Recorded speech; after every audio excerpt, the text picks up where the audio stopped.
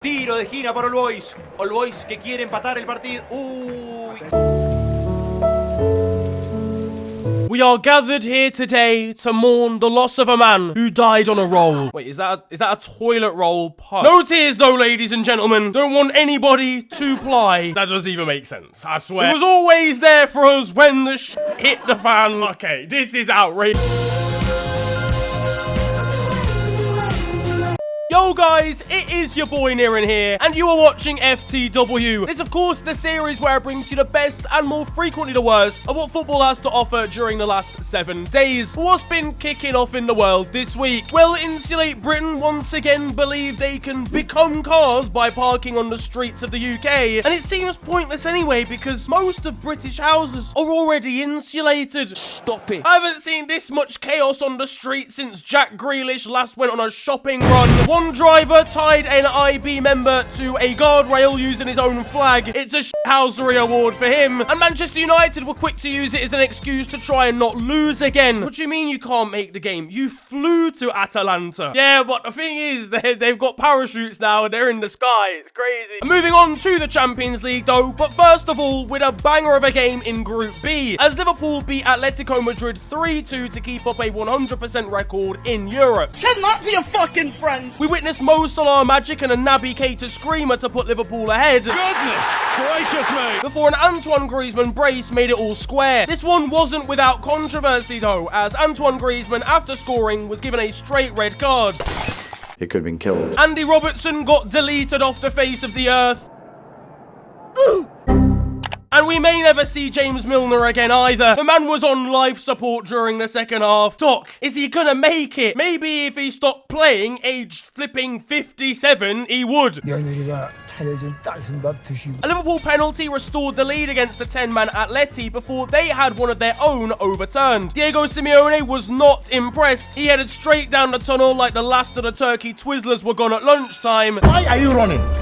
Why? Apparently he does this all the time, but Jurgen Klopp was not accepting that. I'm gonna shake your hand. I want to shake his hand. He charged so quickly that he passed James Milner arthritising his way down the tunnel, and he came off about 30 minutes before. If I'm honest with you, I do think it's harsh on Atletico. It was a soft bit of contact, but there was still contact. And once it was given, it didn't seem clear and obvious enough to then not stay as the on-field decision. The referee better call his loved ones, because Simeone's not letting him leave the stadium after dark. And if you thought that was dramatic, Manchester United took it a step further, securing a similar scoreline but in completely different circumstances. Having gone down 2-0 to goals from Pasalic and Demiral, a second half inspired comeback finalised by that man again, Cristiano Ronaldo, so the 3 points go to the home side.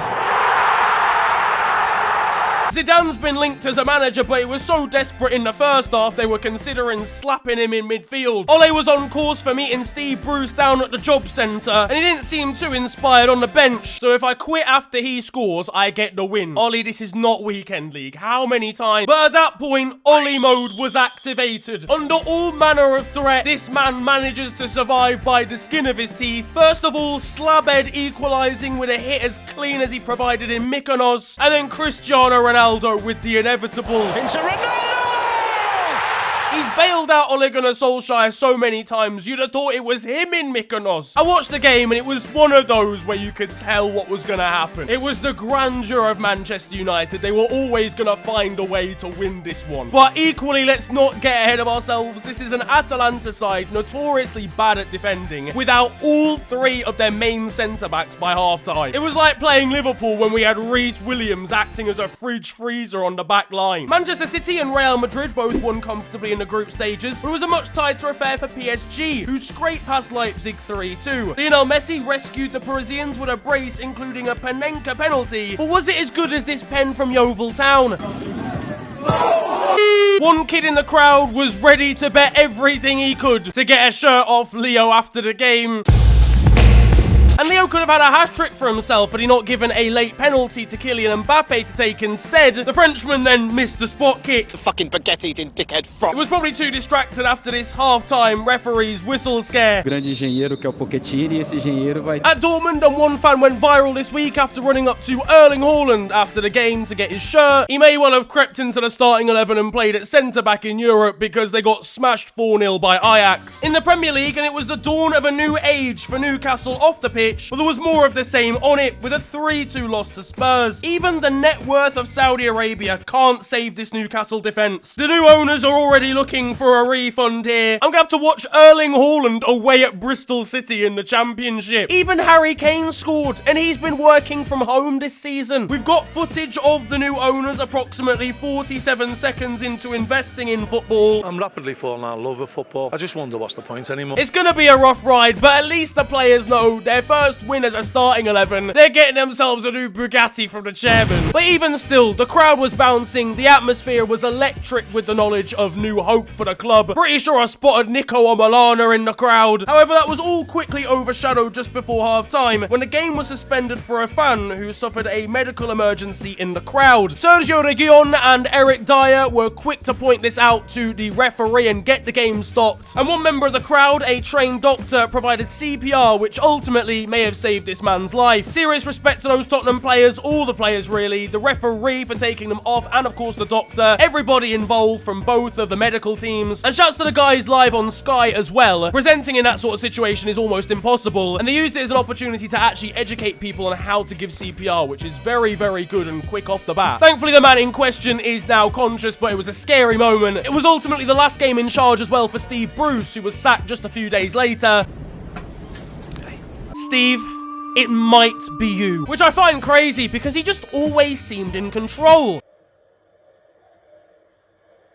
He might well be disappointed, but that'll wear off quickly when he realises he doesn't have to manage Joe Linton anymore. And he was quoted in an interview saying that it was tough on himself and his family, knowing that people wanted him to fail and knowing that he was getting abuse from fans online, thinking that he was a fat waste of space or a tactically inept cabbage head. Why have you said that? Because now I have to laugh and I was meant to feel bad for you. Steve Bruce is the type of man to be ratioed in real life. Don't ask me how that's possible. Back to Man U, and it's not been all smiles this week after they suffered a league setback with a 4-2 defeat to Leicester. Luke Shaw did not give up chocolate eclairs for this. They've stopped eating dessert at this club because of Ronaldo. They're going to be missing breakfast and lunch as well at this rate. Harry Maguire may have been the hero in Europe, but he looked like he was still playing for Leicester on the weekend.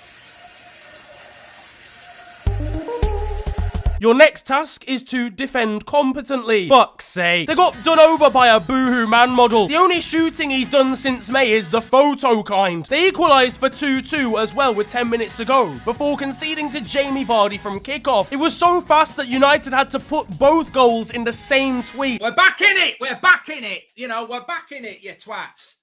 Oh, for fuck's sake!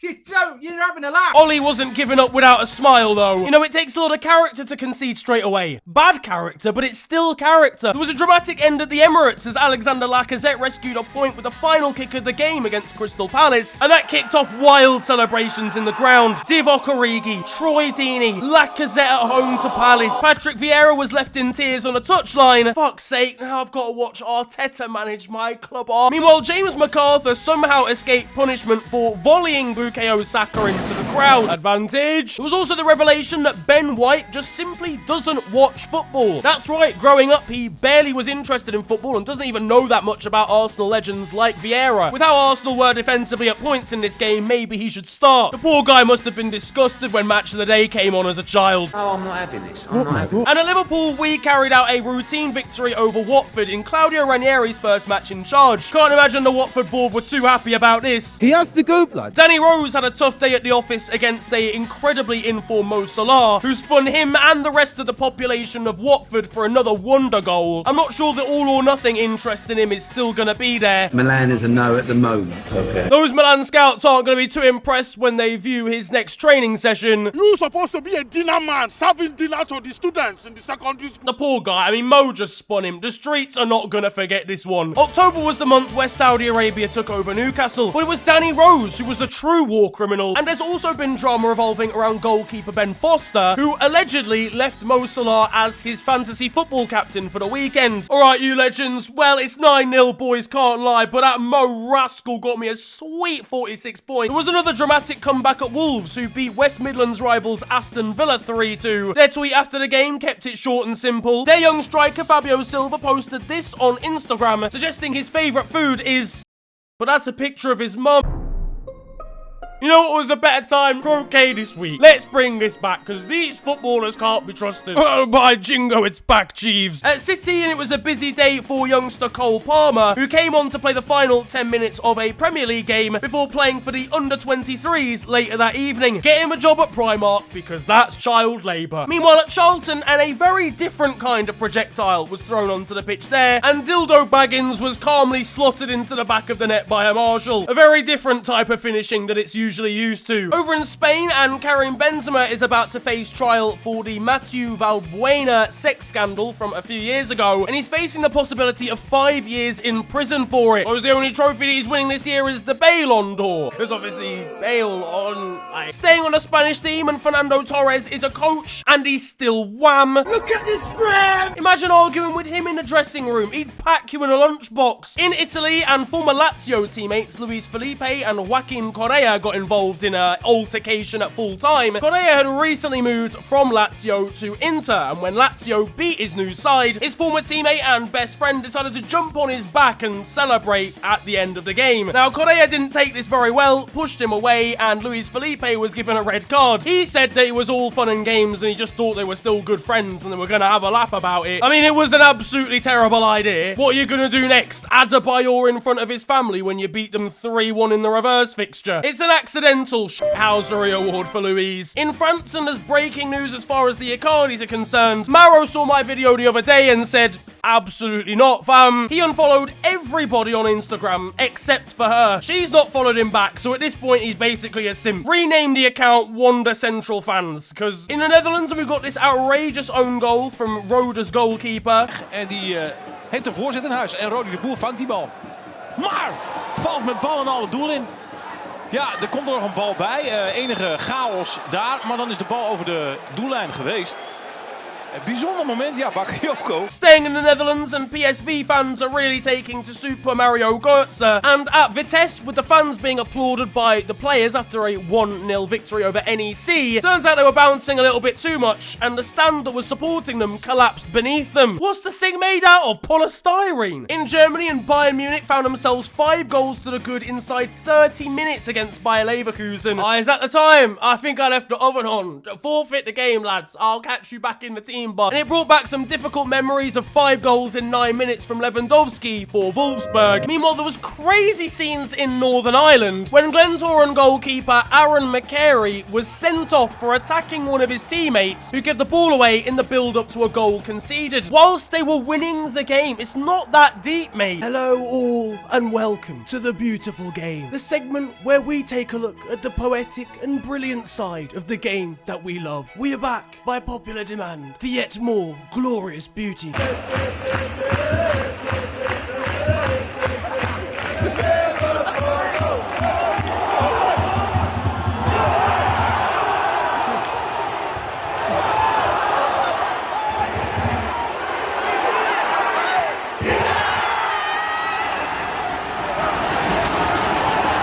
And that concludes The Beautiful Game. Closer to home, and statistics were released on a prediction made by a supercomputer for how the rest of the Premier League is going to finish. Now, I'm guessing it's based on wild amounts of data, but it suggests that Chelsea were only going to concede 4 goals all season. This is not a supercomputer, this is a Game Boy Advance. It also predicted that Southampton would not win a single game all season and would instead draw 21. Naturally, they won their first game of the season a couple days later. Brentford in 4th, you know, I can't wait to see them rocking up to the new camp next season. It's bold of me to assume that Barcelona will qualify for the Champions League. Former Arsenal and Russian forward Andrei Arshavin appears to be living his best life back at home. Italian side Torino took a bus full of mozzarella cheese home from their most recent Serie A game.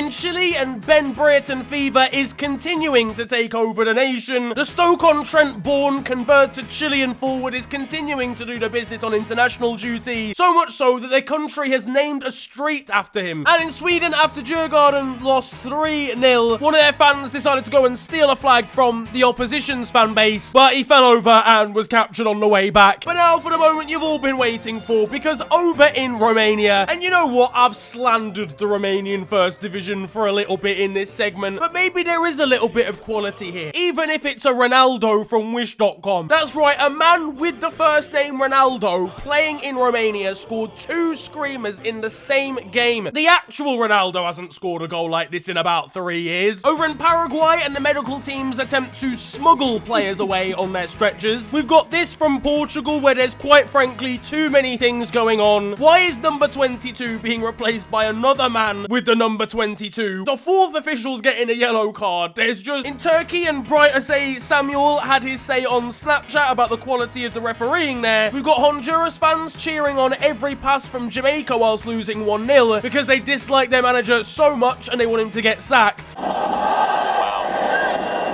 The Jamaica passes are being Ole'd by the Honduras supporters. And in the American second division, we've got the worst referee mistake of all time, where this own goal ended up in the back of the net only for the referee to give a corner. Probably still better than Anthony Taylor. Now though, it's time for Still at 0-0, and you guys know the score by now. This is a segment of the show where I bring to you the best of Sunday League and amateur football. And there's been a concerningly high level of quality in Sunday League recently, and that continues today. We had an unruly bicycle kick last time. This week, we've got one of the best flick volleys you're ever likely to see.